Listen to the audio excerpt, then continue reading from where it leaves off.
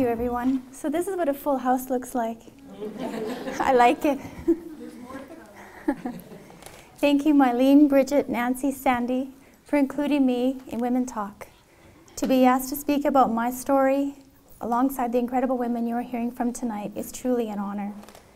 I tossed and turned, soul-searched and counseled a great deal to prepare for tonight. With the help of my incredible sport team at home and beyond, I am able to do this with courage and dignity. This is my story. Let it touch you where it needs to. Let it go where it does not. There is enough to go around. I wrote my first song at the age of 14 on an old wide-neck 12-string my brother gave me. He said if I could learn to play on that guitar, I could do anything. I was the youngest of 11 children, and a teen when my parents were elderly and in need of help. Writing music became my oasis from the heavy responsibilities of taking care of elderly parents, homeschooling, and working part-time. When I shared my music with my parents, I felt like I was able to share my feelings without secrets and without fear. It was a beautiful way to communicate. I later married a boy I loved as my dearest friend. We had 2 amazing children. I would sing during the day as we did chores, played, and cleaned up toys. I sang to them before bed every night. It was precious. I was home alone with them a lot when they were little. Their father worked away. My marriage grew apart as his career took flight, and he didn't understand nor support my need to pursue my music further. But I needed more. It was very hard to tell someone you love that you were no longer in love with them. My decision to do what was right for me gave me a new confidence, and my pen began to fly.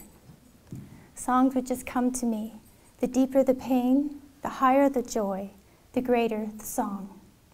I would dream about songs and tell myself to wake up to write them down. I would catch glimpses of songs everywhere I went. I felt so alive. I eventually remarried, and my second husband was a vivid soul. Life was wonderful for a little while, then mental illness took over, and our new life gradually became a tragic, anguishing nightmare. My songs became angry, scared, and melancholy prayers for help.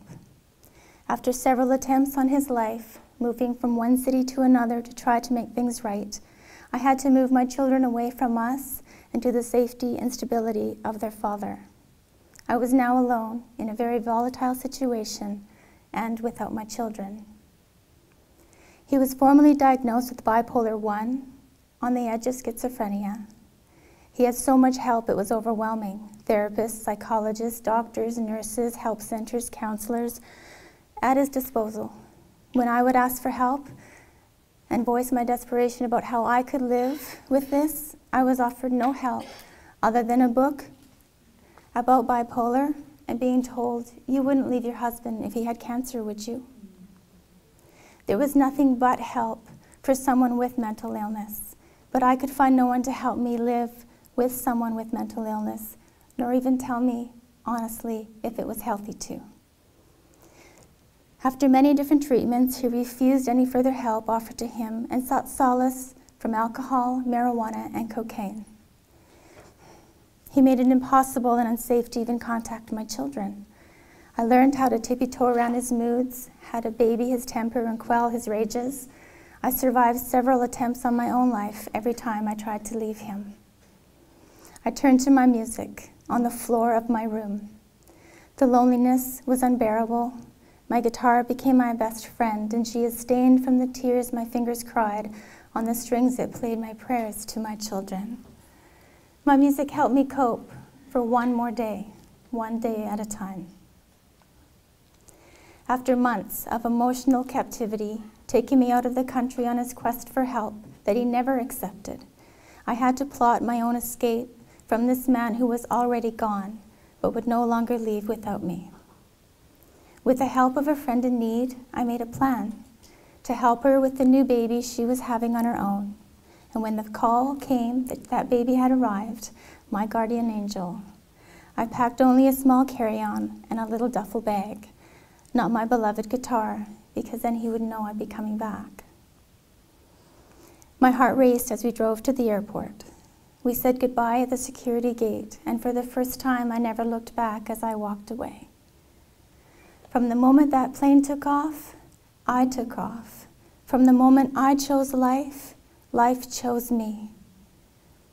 I took the time I needed with my friend to heal and went back home to my children. I told them the truth about what I had to do and why. Hell, my children have been with me fighting MS for 19 years. This was nothing. That was nothing to the emotional pain, fear, abuse, and suffering we went through living with this merciless illness. I decided that I would not crawl in spirit any more than I would not crawl in body. And I will sing of the agony of living with someone with mental illness. It is as painful on the outside as it is on the inside. He did eventually succeed in taking his own life. His mother found him in his garage when she went over to have coffee. Telling my children was pure agony. The supreme loss, the waste of time, our efforts to try all those years, being separated from each other, all felt pointless. They were children. Words were left unspoken and haunt us still. Any hope and desires to make peace were lost. The tears I cried as a mother, watching her children cry in grief, such horrible loss after such horrible years of trying to be great to him. How did I let this happen? Why didn't I protect them more? Why didn't I leave sooner? I tell you, self-forgiveness is the hardest forgiveness to procure. Without the blunt honesty of my family, I would not have bounced back as quickly as I did. They remind us of the fact that there was nothing we didn't try, nothing we didn't do, nothing we could have done differently for him. It was up to him. But in all his counseling, no one told him the blunt truth about what he was doing to his family. No one pointed out that life was a choice we all have to make to some degree every single day. No one told him that the calling to kill yourself could very well be your knock on the door to finally start living. A sad story I heard after his death was that once he returned to Canada, he started his dream business of acutonics, the multiple frequency tuning forks on acupressure points. He received the treatment a few times and loved how it made him feel. He took courses to learn how to practice it. His teacher loved teaching him. She saw his potential and told him that healing one another is so reciprocal. With hopes high, he set up his shop in his new place. He soon had his first client, a woman who had trouble sleeping for months, and she was so sick.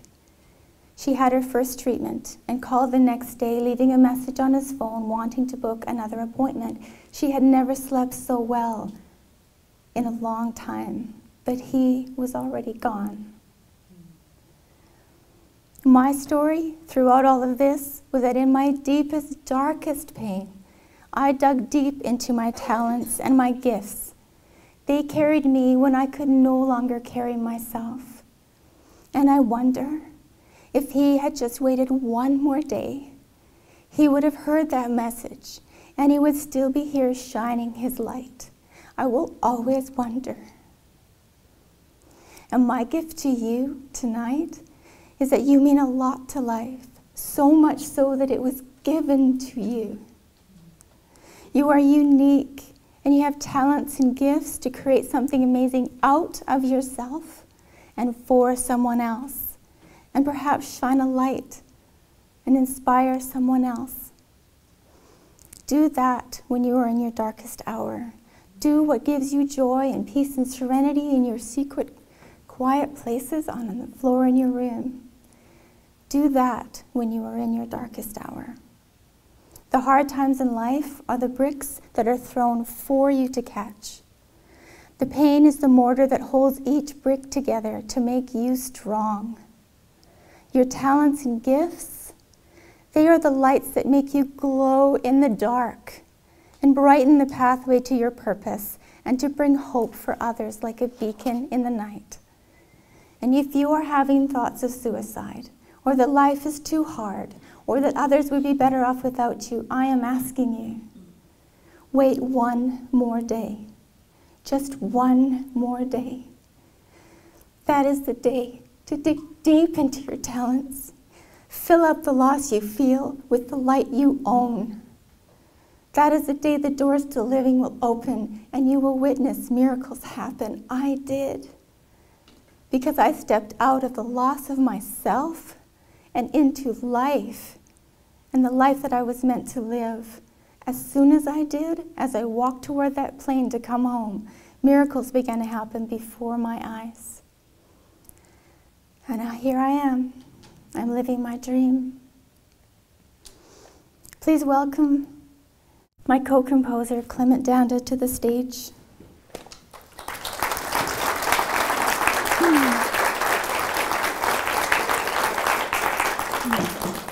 He has composed and arranged the melody for this song that I wrote along this journey. Let it inspire you to let go of whatever is holding you back from living and dig deep into all that gives you life.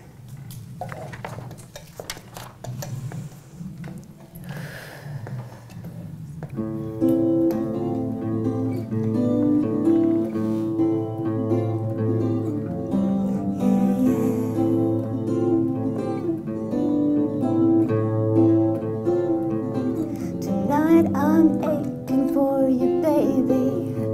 My heart's been breaking for you lately. I can't escape this bitter night. I lay here fighting for the right. I need to know where you may be, so I can finally make you see there's more to life than living. It's taken with some giving, but there's only so much I can do. I just cannot understand you.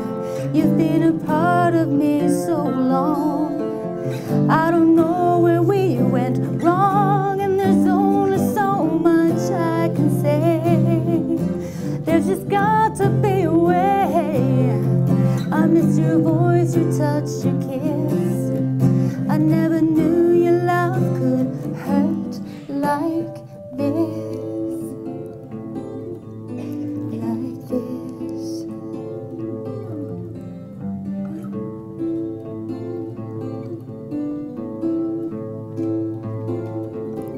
As your mind takes you from me, darling, I'm feeling all hope slowly falling. Oh, I would beg and plead and pray just for your hands to touch my face. I know I cannot always be the one that everyone else sees. If you would look me in the eye, we could drop this thin disguise, and there's only so much I can do. I just cannot do it for you. You've been a part of me so long. Holding on to you is wrong, and there's only so much I can say. I've just got to go my own way. I miss your love and tenderness, but I never knew your love could hurt like this. Hurt like this. Hurt like this. Oh, so many years have passed us by. Too many tears I've had to cry. You're already gone, an empty shell. Well, I'm choosing heaven, not this hell, and there's only so much I can do. I just have to walk away from you. You've been a part of me so long, but holding on to me is wrong, and there's only so much I can say. You've just got to go your own way. I miss your voice, your touch, your kiss. I miss your love and tenderness. A sweet goodbye was all I wish. Yeah. But I never knew your love could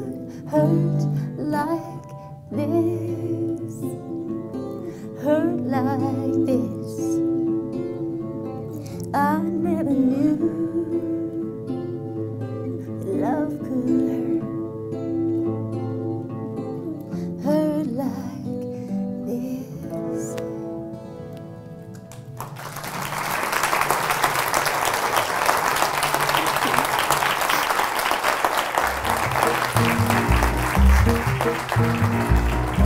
Thank you.